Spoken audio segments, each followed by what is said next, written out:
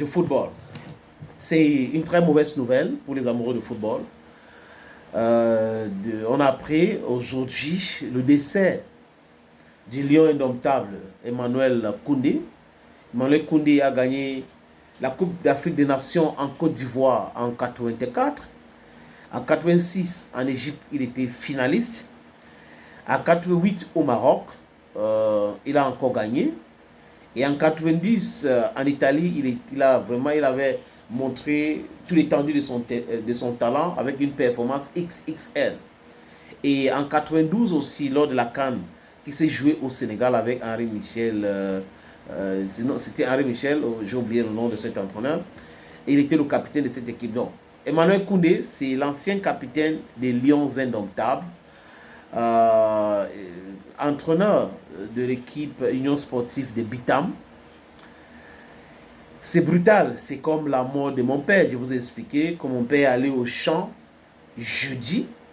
Il est rentré à la maison. Il a commencé à pleurer son ventre. Le matin, vendredi, on l'a amené à l'hôpital.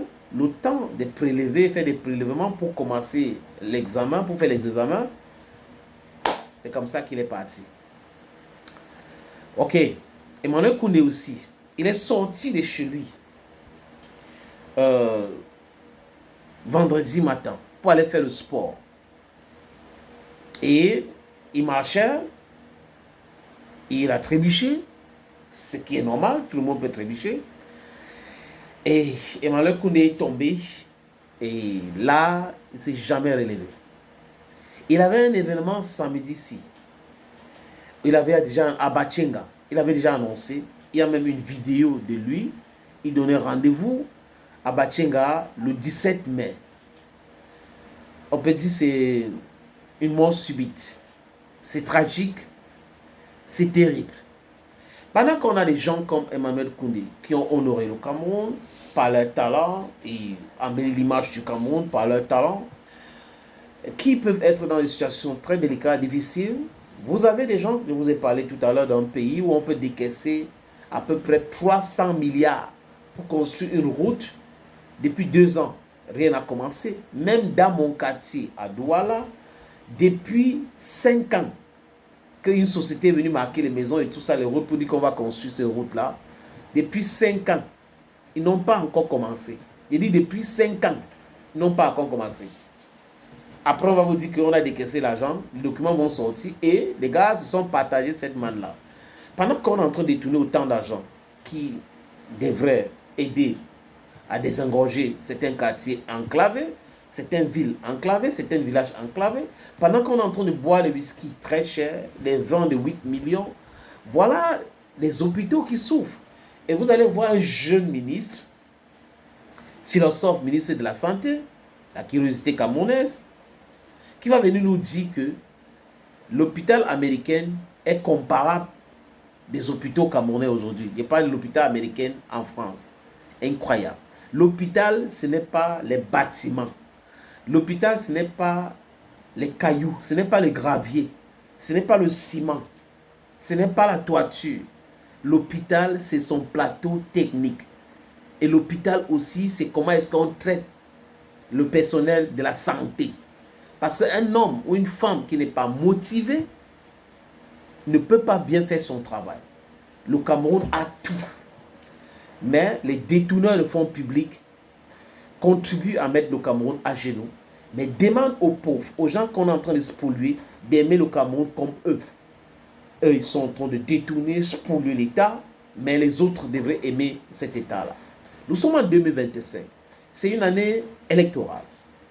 Les jeunes Camerounais devraient être debout pour comprendre qu'il est temps de mettre terme à cette gabégie. Il est temps de mettre terme à cette stupidité économique. Le pillage, la spoliation des biens des Camerounais a tellement duré dans ce pays. Peut-être que Emmanuel Koundé était malade depuis très longtemps, il s'ignore comme nous autres.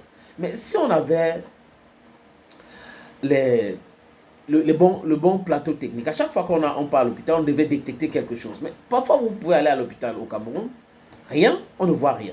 Il y a même des gens qui sont malades, très très malades. Ils sont à l'hôpital, on fait les examens, on dit qu'on ne voit rien. Mais les médecins ne voient rien, pas parce qu'ils ne sont pas compétents. Ils ne voient rien parce qu'ils n'ont pas le matériel adéquat pour pouvoir faire bien leur travail. Certains ne sont pas très motivés. C'est pour ça que vous trouvez d'autres qui ont des cliniques et autres. Vous pouvez les condamner, mais cette histoire des serments d'Hippocrate, c'est l'hypocrisie aussi. Parce que ça it differs from one country to another. Donc, quand au sommet de l'État, l'exemple n'est pas donné, il ne prêche pas par des exemples. C'est comme ça. Emmanuel Koundé, comme beaucoup d'autres, personne qu'on ne connaît pas, souffre pour. They are suffering from what we're seeing in Cameroon today. Et quand ils tombent malades, ces gens-là, qu'est-ce qu'ils font? Ils partent en Europe. Hein? Ils partent en Europe se soigner. C'est les avions médicalisés. Depuis plus de 50 ans que le Cameroun a eu son indépendance. Il y a eu réunification après. Les gens qui disent qu'ils aiment le Cameroun, pas se soigner ailleurs, ce n'est pas une honte. Pendant que les Sud-Africains se soignent en Afrique du Sud. Pendant que les Marocains se soignent au Maroc. Pendant que les autres se soignent dans leur pays. Nous ici, quand les gens à qui on a donné un petit pouvoir sont malades, ils vont aller ailleurs. Donc ce complexe existe encore toujours, encore aujourd'hui, parce que si ces gens-là aimaient tellement le Cameroun, ils devraient savoir que c'est un non-sens total en 2025 d'aller se soigner ailleurs. Si vous ne pouvez pas, qu'est-ce qui empêche au Cameroun d'acheter le bon matériel pour ce plateau technique? Rien du tout. L'argent, il y en a. Si vous acceptez qu'on vous pille tous les jours, c'est votre problème. C'est pour cette raison que nous, on est en train d'apprécier ce qui se passe dans le Sahel. Nous, on est en train d'apprécier tout cela. Nous voulons que l'Afrique soit comme ça. Nous voulons que les Africains soient fiers d'eux. Nous avons la capacité de faire tout bien. Nous avons cette capacité-là. Mais qu'est-ce qui nous empêche de tout faire bien? C'est la corruption, c'est le clientélisme, c'est la détestation de l'autre, c'est amasser les fonds publics pour rien. C'est-à-dire qu'un homme qui détourne 200 milliards, c'est pour faire quoi? Pour stocker à la maison. Et quand on change les billets de banque, il commence à chercher les jeunes filles minces pour construire des maisons, pour faire des choses rapidement, parce que cet argent va rester là pourri, parce que c'est comme ça. Donc Emmanuel Koundé est parti, certainement pour les raisons que je viens d'évoquer, pour un problème de santé. C'était son jour, c'était programmé comme ça. Bon, je n'aime pas trop parler de son jour, parce que un problème de santé peut être réglé. Donc il n'y a pas que c'est le jour, 69 ans. Il était si jeune, 69 ans, il avait encore du temps devant lui. Mais bon, il nous a dévancé. C'est le chemin de tout le monde. Dieu va aider l'Afrique. Je parle de Dieu des Africains, je ne parle pas de Dieu de l'Israël. Parce que je crois au Dieu des Africains et non au Dieu d'Israël. Je ne suis pas dupe. Je ne parle pas de la Bible, ni de la religion. Je parle de la spiritualité. Vous comprenez un peu, les amis?